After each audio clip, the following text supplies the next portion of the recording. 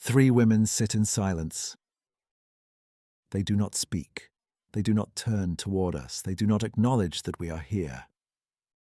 And yet everything we are, everything we will ever become, passes through their hands. The world they occupy is cold, geometrically precise, and utterly indifferent. A floor of deep blue marble stretches beneath them like the surface of something frozen. Not water, but time itself, compressed into stone. The light is pale and unwavering. It does not flicker. It does not warm. A.Rothaug painted The Three Fates in 1910, and he gave the ancient Moirai something most painters had never dared to give them. Not drama, but administration. The composition is immediately striking for its stillness. Three figures occupy a wide horizontal space arranged with the deliberate symmetry of a stone frieze.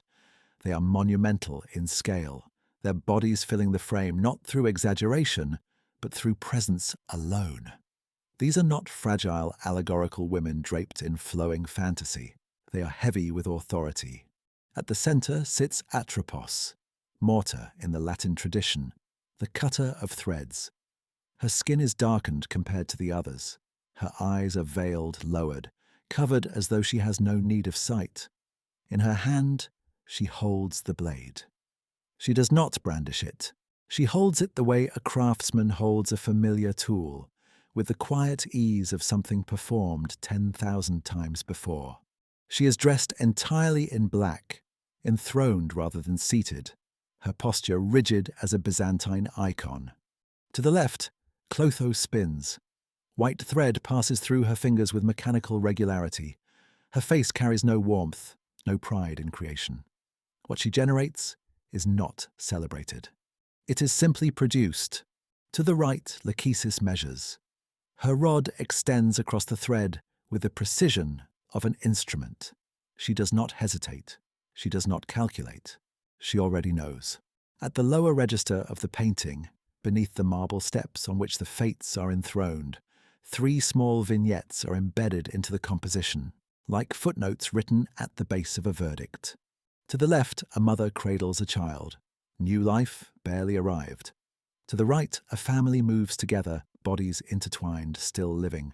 And directly beneath Atropos, a male figure lies horizontal, lifeless, exposed. No wound, no struggle, simply ended. These vignettes are not decoration. They are the raw material. The fates above process what unfolds below. Birth arrives, life extends, death concludes, and above it all the three women continue their work, uninterrupted. To understand what Rothaug was building here, we must understand who he was and what Vienna was becoming. Rothaug trained at the Vienna Academy of Fine Arts under painters steeped in classical tradition. But when he moved to Munich in the 1890s, something shifted. He encountered Franz von Stuck, the German symbolist painter and co-founder of the Munich secession, and fell deeply into his orbit. Von Stuck painted sin, temptation, and myth with a brooding atmospheric intensity that classical training alone could never produce. Rothaug absorbed that darkness, filtered through his own Viennese sensibility. His work became a hybrid, the draftsmanship of the Academy, the elegance of Jugendstil, and the psychological weight of symbolism. But The Three Fates is different from all of those works. His mythological paintings often carry motion, battles, abductions, confrontations. Here, there is none. The fates do not participate in any story. They generate it, measure it, and terminate it. And Rothaug paints them accordingly. Not as characters within a narrative, but as the mechanism behind all narratives. This is where Rothaug diverges most sharply from those who painted this subject before him. Francisco Goya painted the fates in his Black Painting series, produced between 1819 and 1823, directly onto the walls of his own home, near the end of his life. The fates float above a bound figure, hovering in dark ochre air. The scene feels urgent, nightmarish, deeply personal, carrying the full psychic weight of a man confronting his own dissolution. Rothaug's fates carry nothing of that desperation.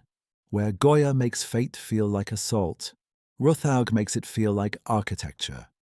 In Renaissance depictions, the fates were often softened into decorative presence, their power absorbed into the visual pleasure of the composition. A.Rothaug refuses that softening. They are beautiful the way a court of law is beautiful. Symmetrical, composed, utterly without sentiment. The blue marble floor beneath them is not incidental. A.Rothaug painted it with a trompe-l'oeil precision that makes it appear to shimmer forward out of the canvas. It does not feel like painted stone. It feels like a surface you cannot leave. A floor that holds you in place while the work above you is completed. Every element in this painting functions as a symbol operating at multiple registers simultaneously. The thread is the most familiar, the filament of human life, spun, measured, cut. But here it is restrained, almost minimal. The emphasis is not on the thread, but on the hands. What matters is not the material of life, but the process by which it is managed. Atropos's veiled eyes carry a specific logic. She does not need to see whom she cuts. The decision is not personal. It requires no observation of the individual, no assessment of their worth or readiness. The thread ends because the thread ends. That is the full extent of the reasoning. Clotho's spinning, which in earlier art often carried connotations of fertility, creativity, maternal warmth, is here stripped of every one of those associations. She resembles not a mother, but an operator. Her loom functions as machinery. And the small corpse beneath Atropos is perhaps the painting's most unsettling choice. It is rendered in the same calm light as everything else. There is no shadow over it. No atmospheric mourning. It receives the same luminous pale attention as the living figures above. In A.Rothaug's world, death does not occur in darkness. It occurs in the same light as everything else. That somehow is more difficult to absorb than darkness would be. The myth of the Moirai stretches back to the earliest layers of Greek civilization.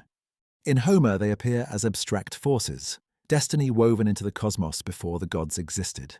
In Hesiod, they become daughters of Zeus and Themis, meaning fate is not random but lawful.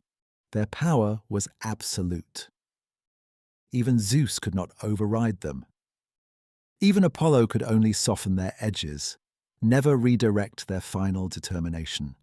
These are not the fates who appear at a hero's birth with gifts and blessings. These are the fates operating in permanent session, processing existence like a mechanism that does not require oversight. In Norse mythology, a tradition A.Rothaug knew intimately, the equivalent figures are the Norns, Urd, Verdandi, and Skuld. What was, what is, and what shall be. They carve destiny into the roots of the world tree. Their work is not judicial, but geological. What makes the three fates endure beyond its mythological subject is the particular coldness of its comfort. Most art about fate either resists it or mourns it. Tragedy insists our story matters, that the cutting of the thread is devastating because of who we were. Romanticism reaches toward transcendence, death as passage, as transformation. A.Rothaug offers neither resistance nor transcendence. He offers precision. The fates do not hate us. They are not indifferent in the way that cruelty is indifferent. They are indifferent in the way that mathematics is indifferent. 2 + 2 does not feel anything about equaling 4. The thread is simply a quantity, calculated and concluded. And yet, in the lower register, those three small lives continue. A child is held, a family moves together. The living do not look upward toward what governs them. They simply live within the frame allotted to them, unaware, or choosing not to know. Perhaps that is A.Rothaug's deepest proposition. Not that fate is cruel, not that fate is kind, but that the living and the governing of life occupy the same canvas simultaneously, one above, one below, each unaware of the other's perspective, each proceeding in the only direction available to them. The fates work above. We live below. And the blue marble between us holds everything in place. If this story stayed with you, please like and subscribe. There are more paintings out there carrying more secrets, and I'll keep bringing them to you, one by one.